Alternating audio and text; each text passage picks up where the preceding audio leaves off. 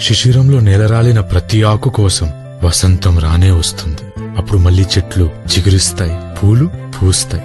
జీవితమూ అంతే. మనం కార్చిన ప్రతి కన్నీటి బొట్టికి కోటి చిరునవ్వులిస్తుంది. వేసిన ప్రతి తప్పటడుగుని సరిదిద్దుకునే అవకాశం ఇస్తుంది. నీళ్లు మురికివైనా, ఆకాశగంగ నుండి తెచ్చినవైనా నూనె ఎప్పటికీ దాంతో కలవదు. అవి కలవనంత మాత్రాన వాటికి ఏ నష్టమూ జరగదు.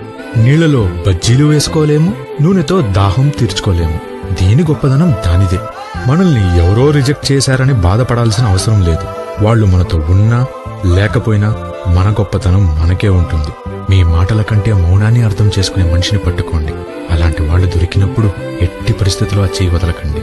సీతని అడవులకి పంపి వాల్మీకి అదే చెప్పాడు, ద్రౌపదితో వ్యాసుడు అదే చెప్పాడు. అదే నిజమైన ప్రేమ, అదే శాశ్వతం, అదే మధురం.